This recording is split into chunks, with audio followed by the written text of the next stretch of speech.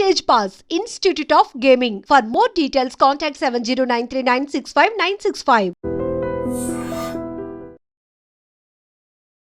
అన్ని super hit మూవీస్లో మీరు యాక్ట్ చేశారు, సూపర్ కలెక్షన్స్ ఇవన్నీ వచ్చాయి. బట్ ఇప్పుడు ఏంటంటే block buster, pan India, pan world, Oscar రేంజ్కి వెళ్ళినటువంటి ఇవన్నీ సినిమాలు చూసినప్పుడు అలాంటి సినిమాలో నాకు క్యారెక్టర్ ఉంటే బాగుండేదే, ఈ సినిమాలో నేను అమ్మనయ్య ఉంటే బాగుండేదే, మిస్ చేసుకున్నానా, అరే ఉంటే క్రియేట్ చేసి ఉంటే బాగుండేది, అలా ఏమన్నా అనిపించింది? ఇప్పుడు అనిపించట్లేదు, లేదా 100% అనిపించట్లేదు.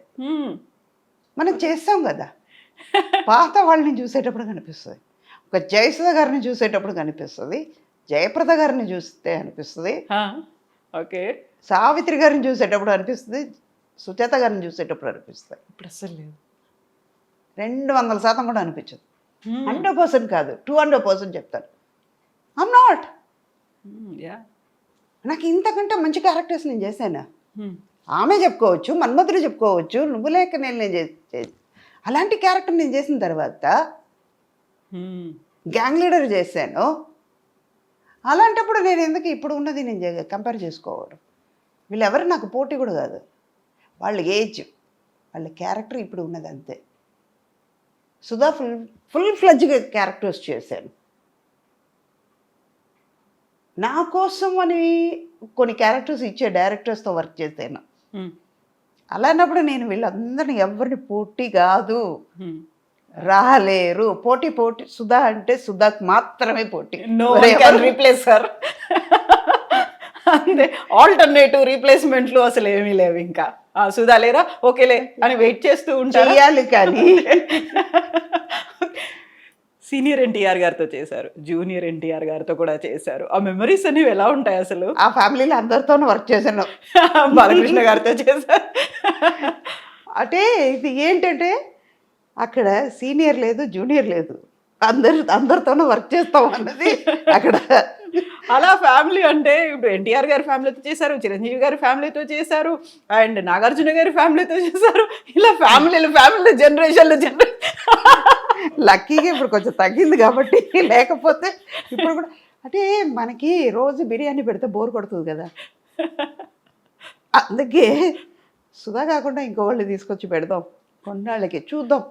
అదే 2 రోజులు బిర్యానీ తిందాం, 3వ రోజు ఆటోమేటిక్గా పెసరట్టుకి వెళ్తాం, 3వ రోజు ఉప్మాకి, 4వ రోజు ఉప్మాకి వెళ్దాం, 2 రోజులు పెసరట్టు అయిపోయింది. అలాగే ఇది కూడా. ఓకే, కొన్ని చేంజెస్ ఉంటాయి అన్అవాయిడబుల్గా.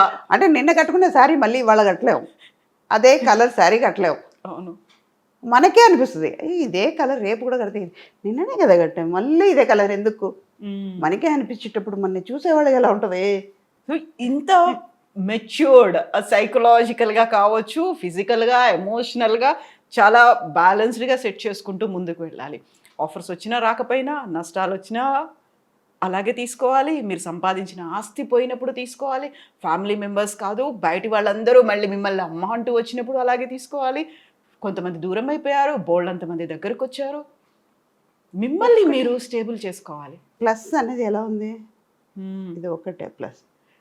ఇలాగ వస్తేనే 2 కలిస్తేనే ప్లస్, నష్టమైన లాభమైన అంతే.